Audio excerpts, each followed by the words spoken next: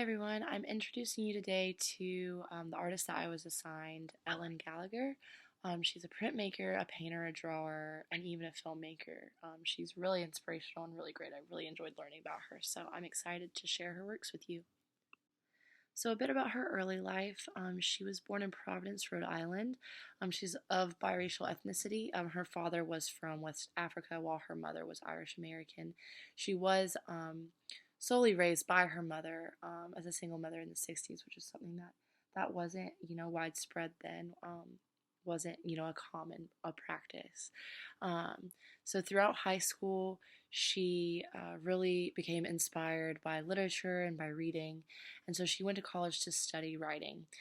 She eventually did drop out and join a carpenters union, and then kind of bopped around and ended up being a commercial fisherman in Alaska and Maine before she decided to really pursue an art career. She said it was in Maine that she really got the aha moment of like that's what she wanted to do and that's the path she wanted to follow. So she did end up getting 2 degrees in art, and in 1995 her work started gaining traction in the New York scene, and from there it's just really taken off. So she mainly deals with themes related to race. Um, it, Her work, you'll see in a moment, combines commenting on racial stereotypes that society imposes, but it also, has satire. It has um, a critic made a comment in one of the videos that I was listening to that something that's so incredible about her work is that it's so multifaceted. It has so many layers. No one work has one meaning. Every different part of her paintings, of her, of her drawings, of her film work, it all has so many layers to it, and each layer could mean something different, but it all comes together for this, beautiful overarching theme. Um, and one critic I love said that her art is filled with wit and skill. So, she creates things skillfully and with immense detail and with immense her process is very intense and um but it's also lighthearted and funny and very witty. It's really brilliant. So this is her first big work that was picked up in like the New York art scene. Oh Susanna. It's based off of a song that I believe is from the 70s that she found, and it's also commenting on like the faces that are in the painting that make up the pattern, the grid-like pattern, are commenting on the use of blackface in in advertising back in American history.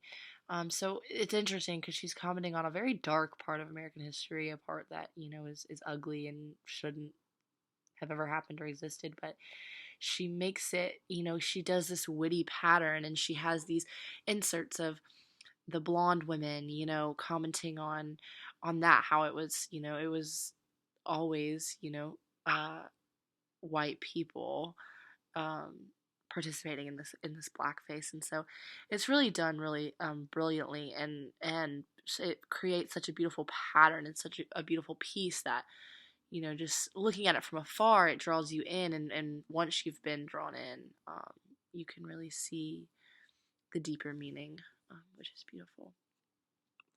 So this was her next big work that really gained traction in New York, um, almost giving a pop art essence where she adds on to advertisements of the past and uses her multimedia, um, artistry to add on and to comment and to make anew and make light of um, history and the history of racist advertisement in America. It's really beautifully done. So eventually she did move to Rotterdam, Holland, which is a port city a Dutch port city. She moved there with her partner, Edgar Klein, and he has a lot of experience in film. And so they worked on a couple of film projects together that were really beautiful, but most notably, Murmur was their most popular. Her most recent works are some of her most notable. They were exhibited in Venice at the Biennale, which is a huge honor. These works are mainly paintings with some drawing incorporated. Um, and they comment on a lot of things. They comment on literature she's inspired by.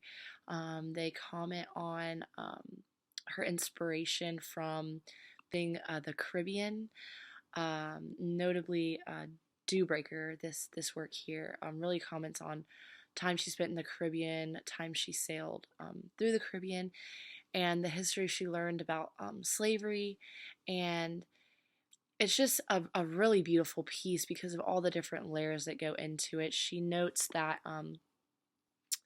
this kind of off-centered structure that looks almost like a spine, she wanted it to resemble, the backbone of the Caribbean culture, being slavery and being what those people, went through during that time. Um, so overall, her works are just so beautiful, so multifaceted, so many layers to them. They have such deep meanings. Um, I really, really urge you to dig deep. I wish 7 minutes seems so much longer than when you actually start doing it. I really urge you to look her up and dig deeper into her work because it's beautiful. She's very inspiring, a great artist to look up to. Overall, I really enjoyed learning about her, and I will definitely continue to uh, enjoy her work for you know for a long time to come. So that is all. If you have any questions or anything, please let me know in the comments. Like I said, 7 minutes was not enough time for me to share it with you about her. She's great. Please, if you have time, um, take the time to research into her.